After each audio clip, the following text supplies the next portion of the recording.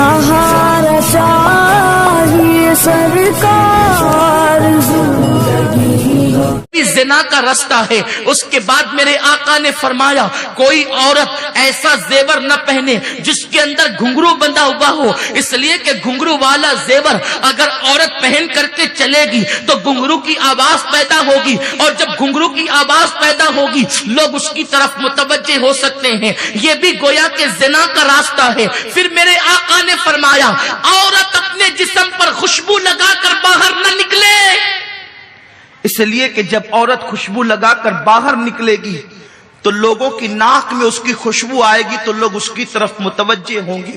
ये भी ज़िना का रास्ता है।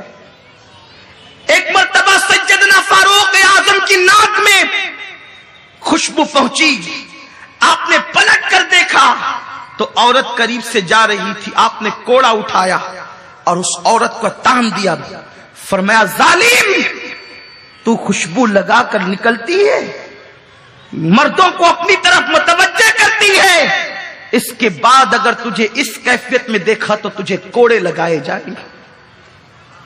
औरत खुशबू लगाकर बाहर नहीं निकल सकती, और अगर खुशबू लगाना ही है तो ऐसी खुशबू जिसका कलर गहरा हो और खुशबू हल्की हो कि करीब से गुजरने वाले को भी उसकी इत्तला न हो, ऐसी खुशबू लगाए। लेकिन ऐसी खुशबू लगाकर भी घर के बाहर निकलने की इजाजत नहीं, वो सिर्फ शौहर के लिए इजाजत है। मेरे प्यारे आका सल्लल्लाहु अलैहि वसल्लम की कनीजों, तो ये भी ज़िना का रास्ता है, ये भी ज़िना की राह है। औरत खुशबू लगाकर घर से बाहर निकले। मेरे सरकार मुस्तफा करीम रऊफुर रहीम सल्लल्लाहु तआला अलैहि वसल्लम फरमाते हैं, मैंने जहन्नम में कुछ औरतों को और मर्दों को इस हालत में देखा कि उनकी चमड़ियों को आग की कैंची से काटा जा रहा है। मैंने पूछा जिब्रील ये कौन लोग हैं? तो अर्ज किया जिब्रील अमीन ने, या रसूल अल्लाह सल्लल्लाहु तआला अलैहि वसल्लम, ये आपकी उम्मत की वो औरतें और लड़कियां हैं जो इसलिए बन संवर कर घर से निकलती थी कि लोग उनको देखें और उनके फितने में मुब्तला हो जाएं। आजकल की बच्चियों का रहन सहन देखें, कल तक तो औरतें बहरहाल फिर भी बारीक और पतले लिबास पहनती थी, लेकिन नीचे तक पहनती थी, वो भी काबिले मुजम्मत था, उसकी भी तारीफ नहीं थी, वो भी अजाब की तरफ ले जाने वाला था। लेकिन आज कैसा दौर आ गया, फातिमा की कनीज कहलाने वाली बच्चियां जींस पहन रही है, टी शर्ट पहन रही है, शॉर्ट शर्ट पहन रही है, ना बाप को फिक्र है ना माँ को फिक्र है, और बच्चियों को इसी तरीके से आजाद छोड़ दिया जाता है। इन मौलवियों को क्या समझता है, ये तो 1450 साल पुरानी बातें करते हैं। लेकिन जब बच्ची अपना सब कुछ लुटा करके घर आती है तब बाप चार चार आंसुओं से रोता है, जब सब कुछ लुट जाता है तब बाप की आंखों में आंसू आते हैं। ओ बाप, तुझे मेरे रसूल ने फरमाया जिसकी बेटी उड़ियां घूमे, जिसकी बेटी बेपर्दा घूमे, वो बाप दयूस है, दयूस। अल्लाह उस बाप पर लानत करता है, न उसकी नमाजें कबूल करता है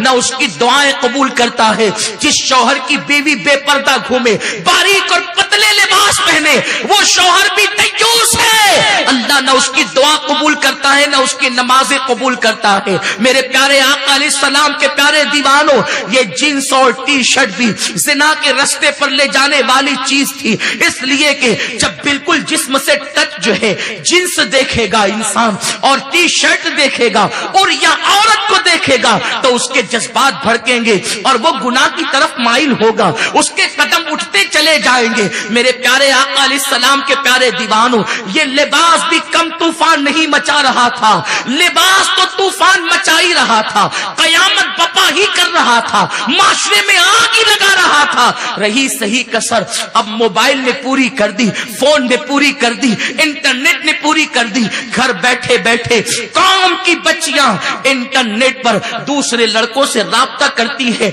मैं ये नहीं कहता कि सब बच्चियां ऐसा करती है, वल्लाह आज भी मुसलमानों की 99% बच्चियां सैयदा फातिमा के नक्शे कदम पर है। ये मेरा हुस्ने ज़न है, लेकिन हमारा इज्तिमा चूंकि पूरी दुनिया में सुना जाता है और बच्चियों को आगे कोई जो है वो मिसगाइड न करे, बच्चियों की आबरू को कोई तबाह न करे, हम पहले ही से उन्हें आगाह कर रहे हैं। क्योंकि मेरे रसूल ने एक बेटी की इज्जत को काबे से बुलंद कर दिया है। कौम मुस्लिम में औरत वो है कि अगर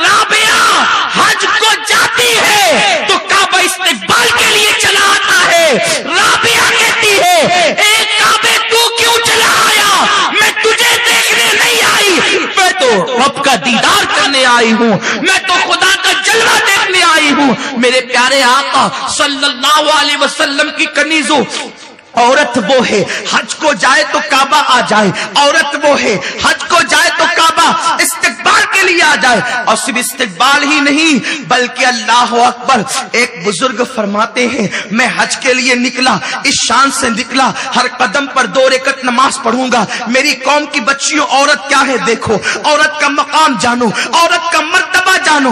عورت اللہ سے ڈرنے والی بن جائے, عورت پاک دامن بن جائے, عورت متقی بن جائے, اس کا مرتبہ کیا ہو جاتا ہے. بزرگ فرماتے ہیں میں اس شان سے نکلا ہر قدم پر 2 رکعت پڑھوں گا, ہر قدم پر 2 رکعت پڑھوں گا.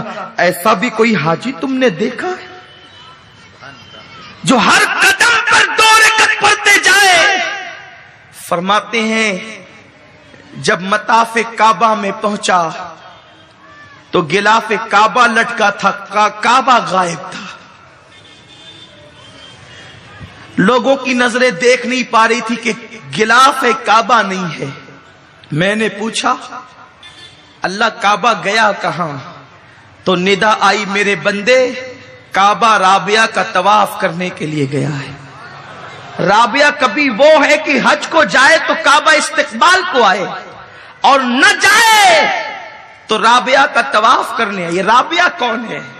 رنگ کالا ہے, قد ناٹا ہے,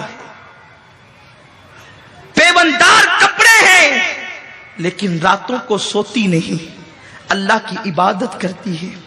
اور یہاں حال کیا ہے, قوم کی بچیاں نیٹ پر, انٹرنیٹ پر, مسلم بچیاں بیٹھ کر دوسروں کو نکاح کی دعوت دے رہی ہے,